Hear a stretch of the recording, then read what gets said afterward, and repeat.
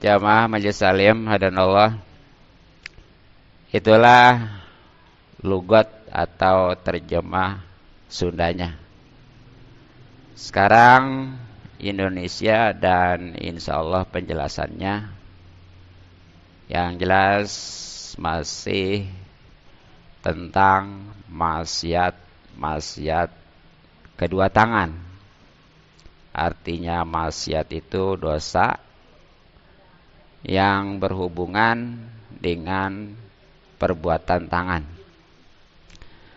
Nah, diantaranya sebagaimana tadi dikatakan wasarikotu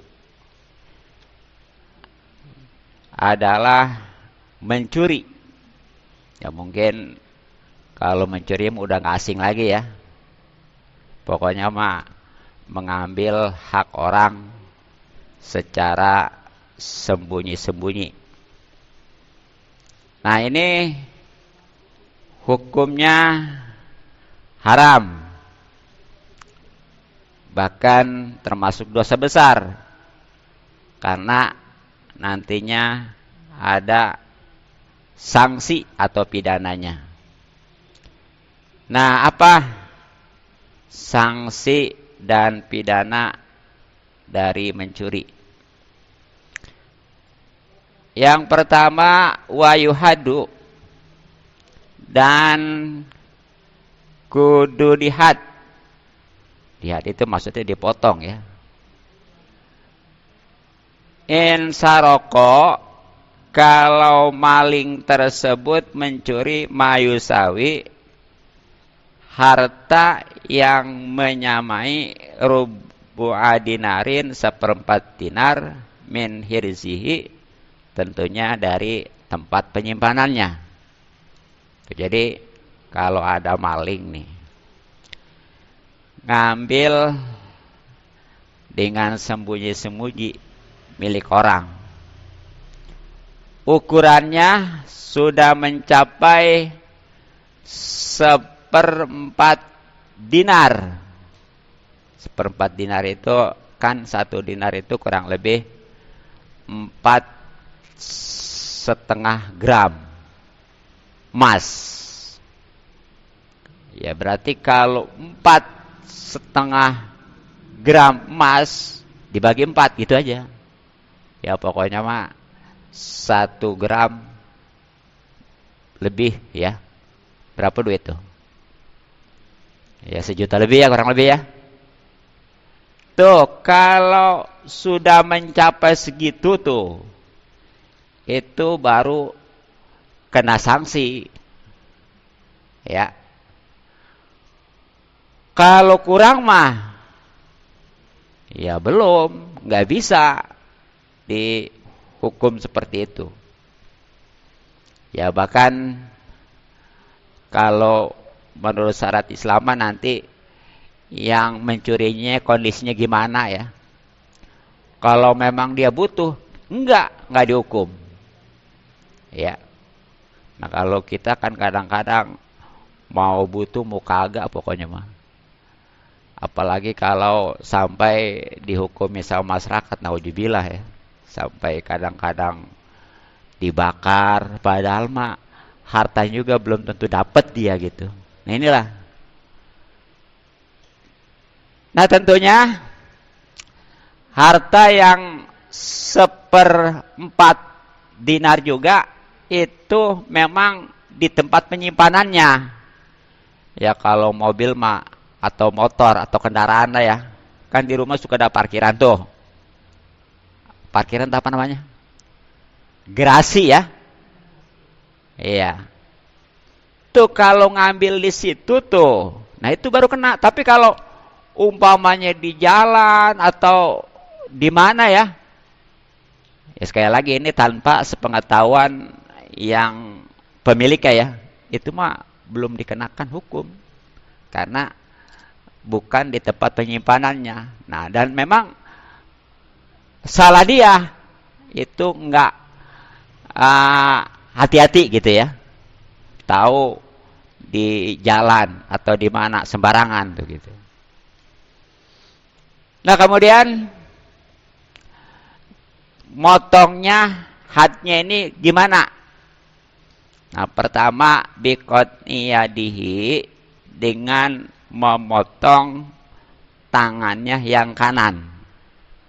Nih batasannya pergelangan gini nih. Potong kayak itu ya. Terus sekali mencuri. Itu pertama pergelangannya.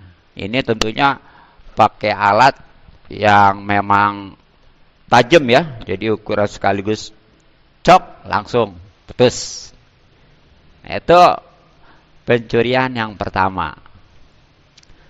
Nah, bagaimana? Kok tangannya bukan di penjara? Iya, karena yang mencuri itu kan tangan ya. Jadi kalau dipotong tangannya, siapa tahu itu mengurangi kemampuan dia, dan juga nanti bisa jadi malu dia. Iya, kayak di Mekah gitu. Kan kalau di kita mah mencuri itu dimasukin penjara. Kemudian di penjaranya itu ketemu dengan yang lebih senior. Katakanlah umpamanya dia maling kambing. Nah, di penjara itu ketemu maling kebo. Itu kata maling kebo mah payah, maling kambing aja ketangkap katanya ge. Akhirnya belajar. Ya, supaya ke depan maling kambing itu enggak ketangkap. Ya bahkan bisa jadi komplotan ya. Juga orang itu enggak tahu dia itu maling atau enggak karena tangannya masih utuh kan. Coba kalau dipotong, awas, maling, tuh tangannya tuh potong tuh. Gitu kan. Tuh, jadi itu yang pertama. Nah, bagaimana nih kalau masih mencuri juga? Padahal tangan kanannya sudah nggak ada ya. Sudah potong.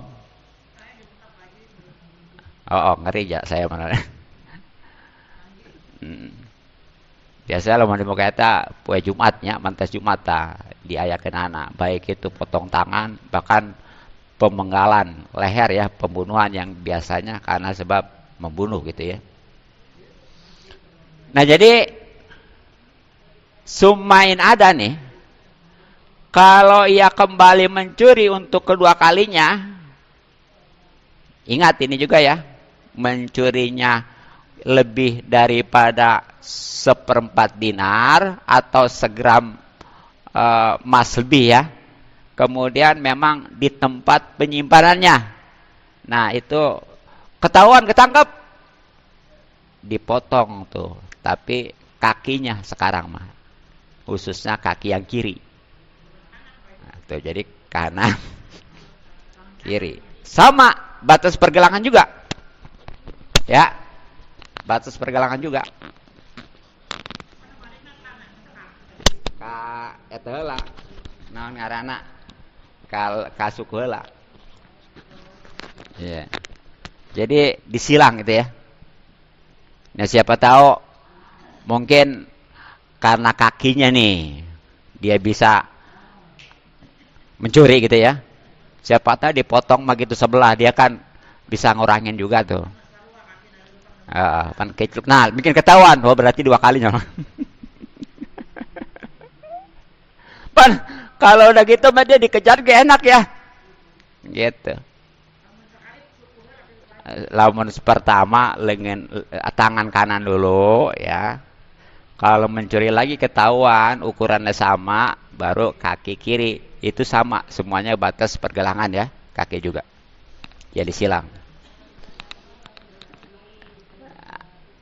Nah, kemudian bagaimana kalau mencuri lagi? Nah, sumayaduhu, kemudian tangannya, tuh ya, al yusra yang kiri. Tuh, jadi kalau dia mencuri lagi ketiga kalinya nih, padahal mah tangan kanannya, kaki kirinya udah buntung ya, masih bisa juga itu. Iya, mencurinya juga benar-benar lebih daripada 1/4 dinar tadi di tempat penyimpanan lagi ya. Nah, itu ya. Nah, itu yang ketiga kalinya dipotong tangan kirinya ya. Tangan kirinya tuh. Berarti ini Kalau tangannya kedua tangannya kiri kan udah potong, kakinya itu sebelah potong, berarti udah 3 kali mencurinya tuh. Gitu ya. Nah, bagaimana kalau masih mencuri juga? Padahal mah ya, yang tangan dua-duanya udah potong, kaki kirinya juga udah potong, masih juga itu bisa mencuri. Ya, lebih dari seperempat dinar, terus dari tempat penyimpanannya, maka summa rijluhu, kemudian kakinya al-yumna yang kanan. Wah, habis dah. Ya. Jadi kedua tangannya udah buntung, kedua kaki juga udah buntung, itu berarti dia mencurinya sudah 4 kali. Ya. Nah, bagaimana nih kalau udah 4 kali, udah buntung semua juga, masih bisa juga ya? Ini cerita. Ya. Nah, itu di dalam Fathul Qoribah dia boleh dibunuh juga ya. Boleh ditajir gitu ya. Ditakjir itu dimalu-maluin gitu ya. Ya tadi kan udah 4 kali masih juga, padahal kedua tangannya, kedua kakinya udah buntung, masih juga mencuri. Emang ini mah orang bener terlalu gitu ya. Maka udah bunuh aja dah. Gitu tuh. Nah, itu ya hukuman mencuri. Hadnya tuh ya. Nah, ini dasarnya nih ya. Nanti bisa dilihat di Al-Quran surat kelima ya, yakni surat Al-Maidah ayat 38. Jadi dalil nasnya nih Al-Quran surat kelima atau Al-Maidah ayat 38 ya. Di mana Allah Subhanahu wa taala berfirman, "A'udzubillahi minasyaitonirrajim. Bismillahirrahmanirrahim. Was-sariqu was-sariqatu faqta'u aydiyahuma jazaa'an bima kasaba nakalam minallah wallahu azizun hakim." Terjemahannya, wallahu alam, adapun orang laki-laki maupun perempuan. Nah, kalau mencuri mah laki-laki dulu. Karena memang peluang pencuri mah mengandalkan akal ya, dan itu dimiliki oleh laki-laki. Tapi nanti kalau bicara zina, itu perempuan dulu. Wazaniatu wazani ya, fajlidu nanti ya kan ya. Kenapa? Karena zina mah itu mengandalkan nafsu yang memang lebih didominasi oleh perempuan tuh. Jadi ini mencuri mah kebanyakan laki-laki ya. Adapun orang laki-laki maupun perempuan yang mencuri tadi itu ya, sekali yang sudah lebih dari 1/4 dinar, kemudian atau 1 gram emas lebih ya, kemudian di tempat simpanannya tuh potonglah tangan keduanya. Nah, kalau menurut ini mah langsung dipotong kedua tangan tuh. Sebagai balasan. Kenapa? Laki-laki maupun perempuan sama aja. Potonglah tangan keduanya tuh. Maksudnya keduanya itu baik laki-laki maupun perempuan ya. Ini yang pertama tadi. Gitu. Sebagai balasan atas perbuatan mereka lakukan dan sebagai siksaan dari Allah tuh. Nah, tadi ya. Biasa di sini hanya motong tangan, padahal mah kelanjutannya kalau tadi mencuri lagi yang kedua kali kaki kiri, kalau mencuri ketiga kali tangan kiri, kalau mencuri keempat kali baru kaki kanan. Nah, ini tentunya dilakukannya bukan secara individu ya, tapi secara apa namanya kalau bahasa pemerintah itu loba anu wani mah. Oh. Instansi ya. Jadi kalau ini kudu ada instansi terkait khusus pemerintah. Jadi nanti ada algojonya. Sebab kalau secara individu bisa-bisa ngelawan ya. Ya bahkan saling yang lawan khawatir nanti anak-anak keturunannya balas dendam. Jadi ini mah nanti dari pemerintah ya, dan ini nggak bakal ada kalau memang pemerintahnya, negaranya belum terwujud yang namanya khalifah ya. Iya, nggak bakal terwujud. Nggak ada sampai di mana-mana juga negara. Kalau nggak berdasarkan syariat mah nggak bakalan ada hukuman kayak begini. Iya, nggak ada ya. Nah, jadi itu ya. Nah, bagaimana nih tadi kalau kurang daripada 1/4 dinar ya, kurang dari 1 juta mencurinya nilai nominalnya. Nah, ini walaupun memang belum wajib dihad atau dipotong baik kedua tangannya maupun kedua kakinya, tapi jelas hukumnya sudah haram ya, dosa besar. Bahkan naudzubillah. Nih, ada beberapa akibat dari makan barang haram. Baik itu sifatnya maupun zatnya. Kalau zatnya mah seperti arak ya, udah ketahuan. Bahkan ini lebih berpotensi kepada penyakit. Nah, seandainya sifatnya aja nih. Sifat ini gini. Padahal mah beras itu halal. Ataupun nasi itu halal. Tapi uangnya nih, yang untuk belinya itu dari yang halal, dari yang haram. Apakah boleh mencuri, boleh korupsi, itu termasuk ya. Nah, itu namanya haramnya haram sifat. Jadi sifatnya aja. Zatnya mah nasi halal, tapi tetap aja ini akibatnya ya. Naudzubillah. 1, enggak bakal dikabul, tidak akan dikabul doanya. Jadi walaupun dia ngedoa sampai air mata darah ya, karena saking pengen dikabulnya nih, itu nggak dikabul. Ya. Hah? Oh, dilepas deh.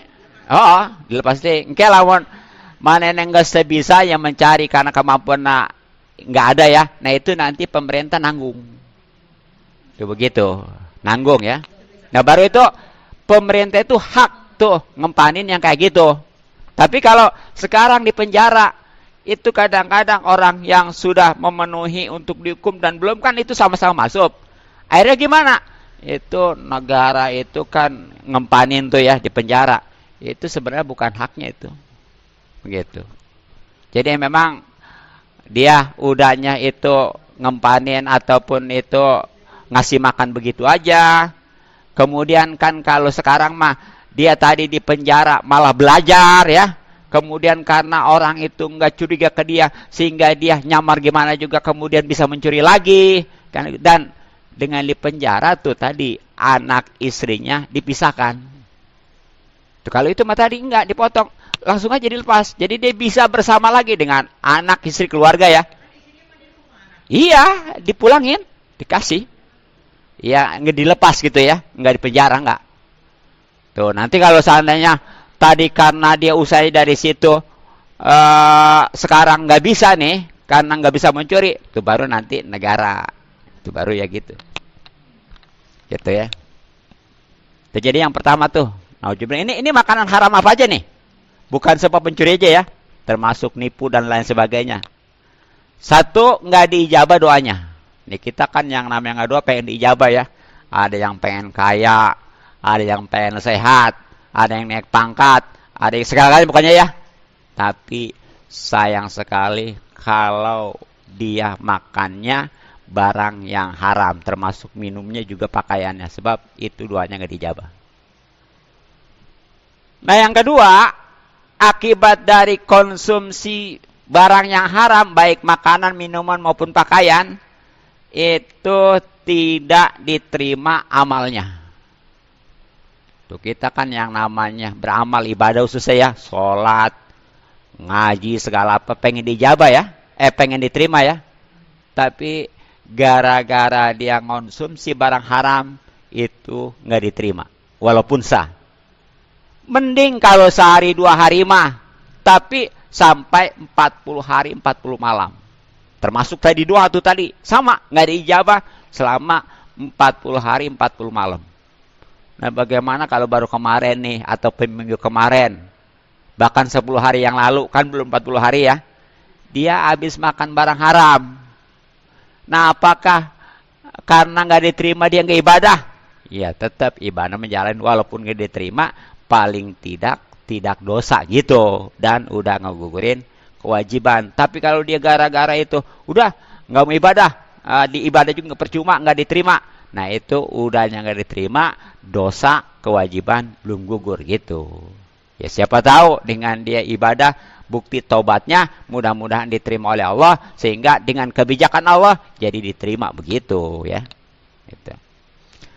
Nah yang ketiga, akibat konsumsi yang haram adalah mengeraskan hati. Nih, jadi orang kalau biasa konsumsi yang haram, ini hatinya keras, bisa mati lagi ya. Maksudnya hatinya. Nah kalau hati sudah keras, apalagi mati, itu susah nerima nasihat. Kita kan namanya ngaji pengen dapat ilmu ya, pengen dapat nasihat buat pedoman hidup kita ya. Tapi gara-gara dia konsumsi yang haram, itu nggak mau masuk, nggak mau paham, apalagi ngamalin ya, paham juga nggak mau masuk, dinasehatin bukan terima malah marah. Itu dah akibat dari konsumsi barang yang haram, mengeraskan hati. Nah yang keempat, mengikis keimanan. Jadi ini jangan dikira tuh orang yang konsumsi barang yang haram nih ya, tanpa disadari imannya itu terkikis. Kita kan berharap dan berusaha ya untuk meningkatkan iman, paling tidak kan mempertahankan. Tapi sangat disayangkan gara-gara dia konsumsi barang yang haram, itu terkikis sedikit demi sedikit. Alangkah sangat ruginya kalau menjelang kematiannya imannya sudah nggak ada sama sekali. Makanya ya jangan digampangin tuh. Dan yang kelima nih, akibat konsumsi yang haram adalah akan dicampakkan ke neraka nantinya di akhirat. Apa sebabnya? Nih ya, Nabi SAW bersabda, kululah min nabata min haramin pannaru awalabihi. Setiap daging yang tumbuh dari yang haram, maka neraka itu lebih utama ya.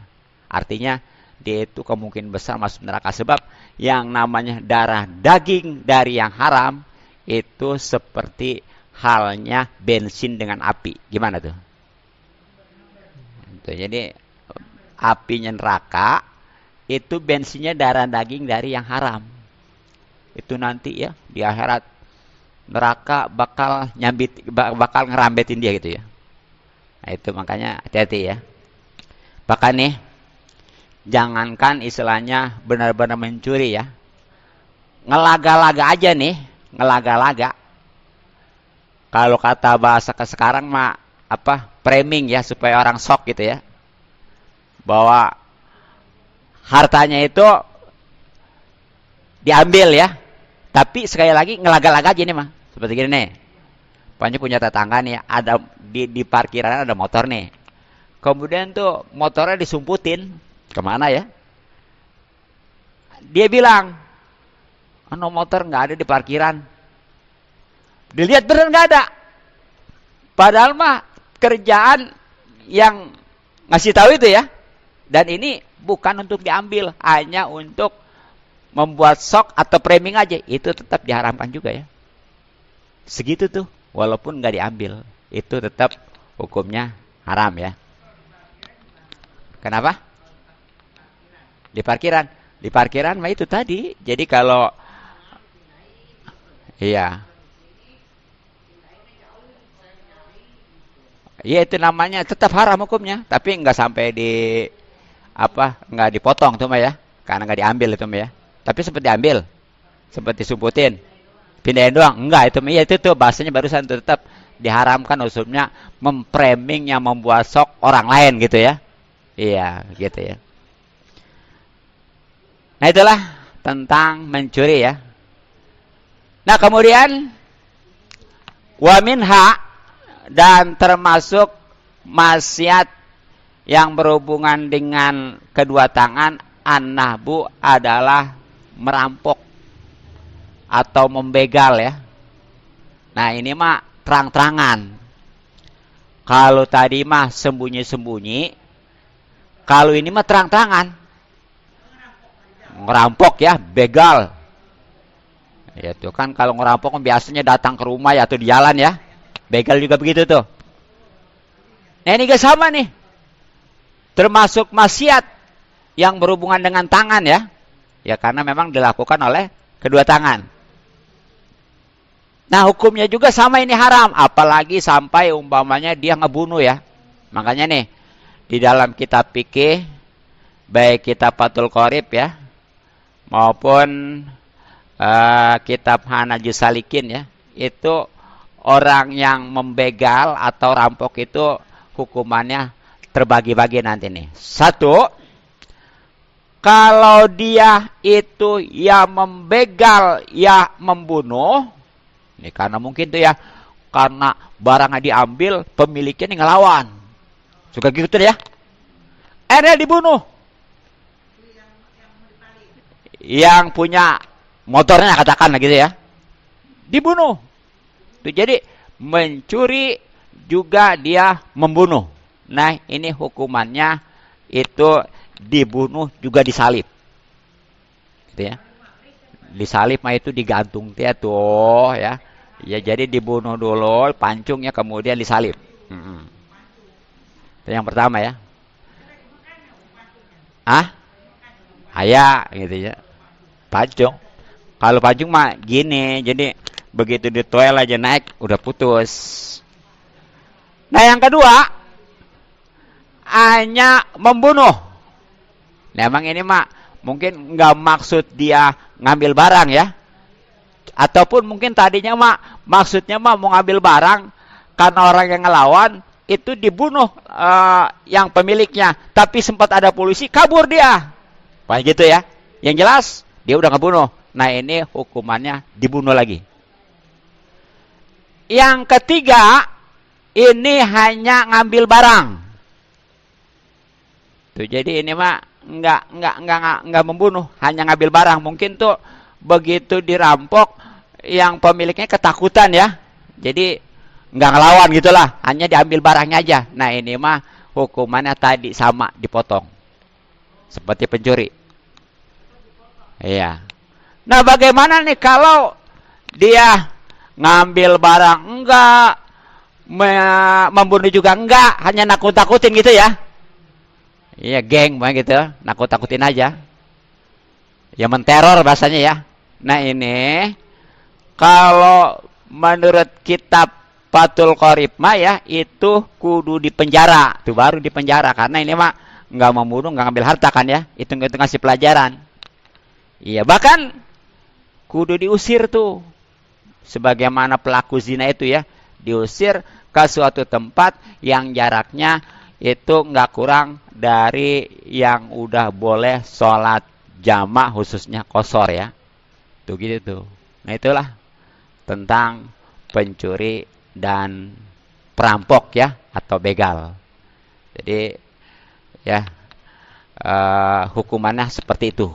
Ya, mudah-mudahan kita, keluarga dan keturunan kita terhindar daripada perbuatan ini gitu ya.